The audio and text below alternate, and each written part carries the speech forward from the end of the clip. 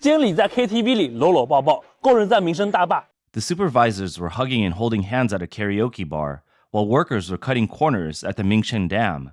Such a bizarre thing happened at the reservoir dam in Yong'an, Fujian in 2025. According to the league, the length of the anchor piles used to reinforce the dam was seriously shortened. The design required 12 meters, but the actual length was only 2 meters. For the core grouting section, instead of the required 4 bags of cement for each hole, only 1 bag was used, with over 10 holes. In August of this year, the other side of the dam already collapsed once. Ironically, there's still a banner hanging on the construction site that says, "Prevent problems early and keep the warning bell ringing." Meanwhile, the supervising company overseeing construction quality has already been enjoying special treatment at a KTV. A new report from the China Economic Reference News states that the lower reservoir of the Fenning Pump Storage Power Station was constructed by the Third Engineering Bureau, a subsidiary of Power China. Inspections show that only 30% of the anchor piles met design standards, with the remaining piles classified as defective. Workers disclosed that while the first few piles were properly welded according to specifications, most later ones were hastily joined using only spot welding on 3 steel bars, severely compromising structural strength. The lower reservoir dam is a critical component of the facility and was designed to withstand a 1 in 200-year flood event. Due to these serious construction flaws, its flood resistance capacity has been effectively nullified. Netizens say they are not surprised by such things anymore. 工程上的事儿看得多了，就见怪不怪了。 After seeing so many of these issues in construction, it's not surprising anymore. China Power Construction's slow protection issue isn't unique to them. It's something that happens with almost all projects. As long as it's not a permanent structure, shop reinforcement is just temporary. Once the relevant structures come together, it's useless. The period is very short, so as long as nothing happens during that time, who cares about the quality? Unless you keep an eye on it during the process, it's hard to catch it during later checks. The construction company deliberately cuts corners, and the client accepts it, so if someone tries to step in, they're going against both the contractor and the client. Your professional ethics just can't withstand the pressure from higher ups. You could choose not to do it, but then you won't have a job. You can also choose not to do it, but someone else will. After all these years, has anyone been caught for this? Following the exposure of the defects, Power China announced the formation of an investigation team. Online commentators expressed strong skepticism, pointing out that every key party involved belongs to the same corporate group. The construction was carried out by Power China subsidiaries, including the 3rd Engineering Bureau and the 16th Bureau of Hydropower. The design was completed by the East China Survey and Design Institute, a wholly owned subsidiary of Power China. Project supervision was assigned to East China Engineering Consulting Company, itself a subsidiary of the East China Survey and Design Institute, meaning design, construction, and oversight were all handled in-house under the Power China umbrella. No independent third-party evaluation or separate structural safety assessment was conducted. China's construction law explicitly requires that the engineering supervision unit must have no affiliation or interest conflict with a construction contractor or material supplier. Such corner-cutting practices have become increasingly common in recent years. In November, residents of Dongcha Village in Liaoning's Quandian Manchu Autonomous County uploaded a video showing serious problems with a restored water channel. The channel had been temporarily requisitioned during construction of the Ben-Huan Expressway. After the land was returned, the slope protection work proved shoddy, the cement crumbled easily under light pressure, and the fill material was clearly insufficient. Look at this video, what is this? You break it off piece by piece. Is this cement? This is just rubble. Take a look. Is this acceptable? This cement has been here for months. Look at this wall. I don't understand. What kind of cement is this? You can easily pry it open with a stick. This is cement slurry. Is this cement, or is it just rubble? In Dandong, Liaoning, villagers discovered that the cement used for slope protection on a highway project could be crushed with just a hand. You could pull out stones with your hands, and the quality is clearly terrible. But what's even more ridiculous is that the construction company said, the structural thickness is up to standard, we'll fix it next year. The town government said, someone's just nitpicking. Is this nitpicking? This is a quality issue with the project itself. If such an obvious quality problem is dismissed as nitpicking, who will trust so-called up-to-standard projects in the future? Online commentators reacted angrily, saying the repairs were a sham.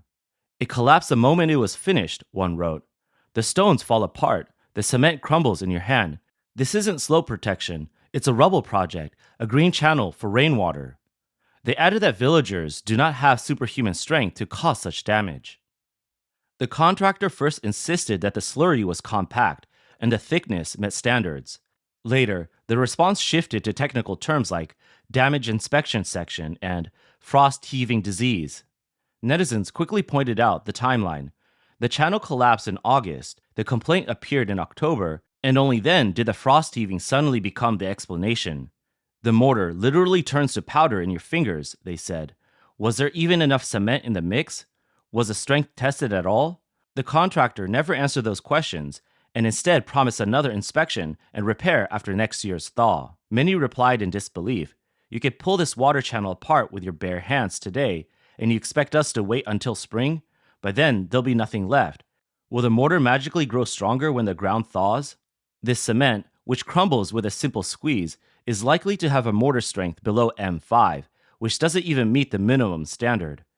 According to a report by Sina Finance, multiple construction sites on the Yinba Railway in Yinchuan were found using substandard rubber materials for bridges. Netizens commented, I heard the fines don't outweigh the profits, so it doesn't matter. This is nothing new. We have a subcontractor in our area who sold a whole truckload of rebar from a railway project. These are just some of the issues exposed by the media, but many more substandard projects haven't received attention. On X, a netizen exposed a video from a highway slope protection construction in Yong'an, where workers were adding dirt to the concrete. Netizens commented, no wonder they work at night. There's something shady going on. Adding dirt to the concrete, this is just harmful to everyone. A resident of Chutun village in Gaoliu town, Qingzhou City, posted a video exposing severe defects in a local building. The footage shows ceiling panels crumbling at the slightest touch, the result of non-existent regulatory oversight and the use of extremely low-quality materials. Similar construction flaws make many homes across China highly vulnerable to collapse. Viewers react with alarm in the comments section. I couldn't imagine living in a place like that, one wrote. Others called it a 15-year disaster waiting to happen, and said Chinese construction is too often linked to corner cutting and poor standards. A widely shared video reveals a shattered sewer cover reinforced with bamboo sticks instead of steel. The person filming snaps the bamboo pieces effortlessly with one hand. Eyewitness Mr. Long told reporters that he was driving his truck through the area when the cover collapsed under the vehicle's weight. When he stopped to check, he discovered the bamboo inside. The reporter later reached the manufacturer, who described the product as a lightweight composite fiber cover intended only for low-traffic zones or green belts, not roads used by heavy vehicles. Online commenters responded sarcastically to the bamboo sewer cover, calling it advanced energy saving and recycling technology. Another alarming video captured the exterior wall of a 15-story apartment building already cracking and peeling away, with large sections detached and hanging precariously, posing an immediate danger to anyone below. One online commentator explained the root cause. In China, projects typically pass through multiple layers of middlemen. By the time construction begins, much of the budget has already disappeared. With little money left, contractors are forced to cut corners on materials. They use less rebar, or sometimes none at all. To hide the shortfall in concrete, they mix in whatever is cheap, leading directly to structural failures and collapses. Netizens later discovered that the real foam project was hidden in bridge railings. 这里面装的是泡沫呀。 This is foam inside. You could poke it. What kind of project is this? On Mingyue Road, they're using foam inside. Foreign commentators were harshly critical. Some wrote, this is typical Chinese quality. This is the conscience of the Chinese people. Others added sarcastically, just like China itself, good quality, low price, fast production. In Fujian province, inspectors discovered that every bolt securing the base of a high-voltage transmission tower was fake. Netizens reacted with alarm, warning that a major earthquake would topple the tower and cut power to entire communities. One joked grimly, even a light breeze could finish it off. In Zhangjiakou, Hebei province, a residential building delivered just 2 years earlier, had already sunk and been classified as a C-grade dangerous structure. Cracks have appeared in the underground parking garage walls, and the foundation continues to settle. Authorities advised residents to evacuate. Owners demanded refunds, but the developer offered only 10,000 yuan, about $1,415 in compensation. In the Rongshengcheng residential complex in Zhangjiakou, the underground garage of Building 10 has sunk, with cracks visible from one column to another, creating large gaps. 9 columns are no longer bearing any weight. The wall cracked and was patched with mesh and white plaster, but now it's falling apart. The building's foundation is sinking, and residents fear that Building 9 might suddenly collapse. No one dares to live there anymore. Villagers also reported that the construction of a dam in Xiehe town, Black Bamboo Forest Village, was done with substandard materials, and the project's quality was compromised. 你们看，这是我们二生产出来的堰，斜坡梁。你看。Look at this. This is the slope beam of our second production group's dam. You can see one side is still moving. This is a project. The concrete base below, see the sidewalk? There's also the railing beam with bundles of steel bars. You see, this is a water inlet. This is the quality of the project.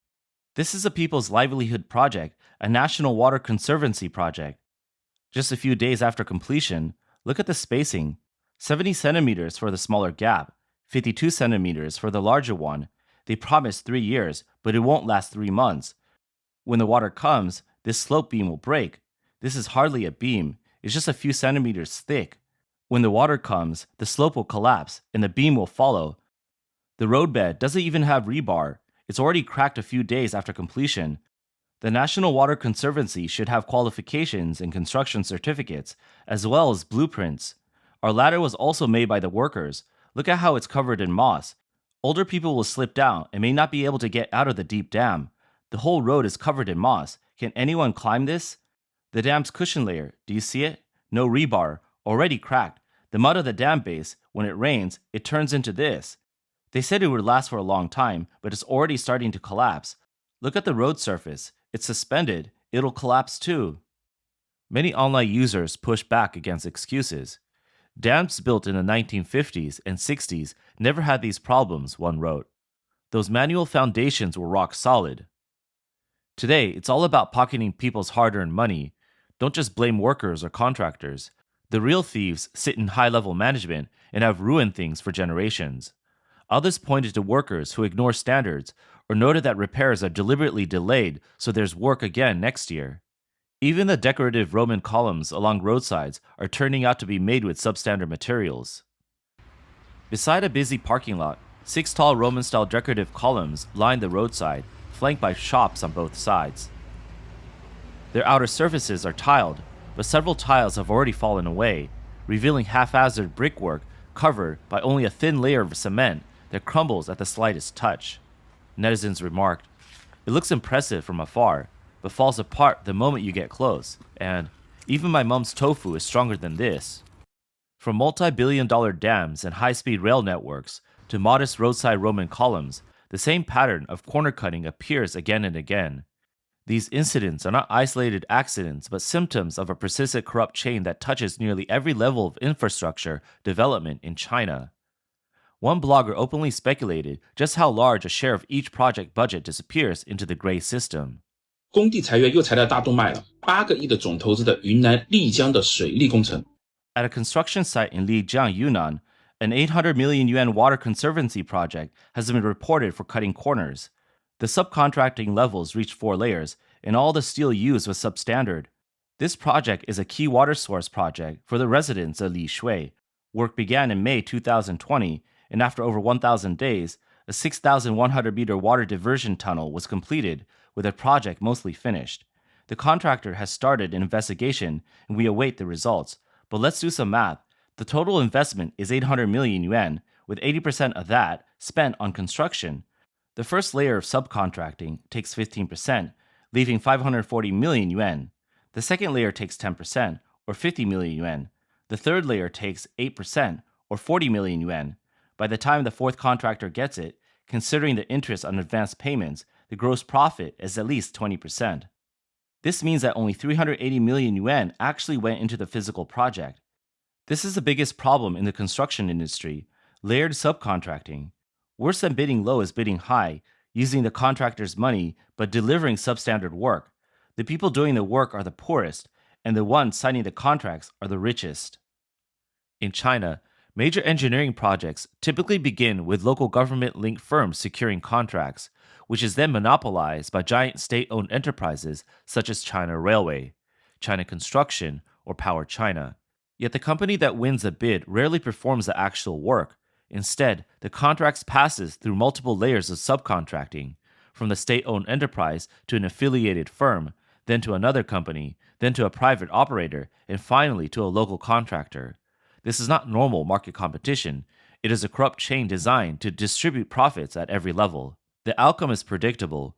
Where drawings specify 1 meter of concrete, only 60 centimeters is poured. National standard rebar is replaced with scrap metal. C30 grade concrete becomes little more than sand and dirt that crumbles in your hand. Rubber bearings, weather strips, and waterproof membranes are swapped for the cheapest substitutes available.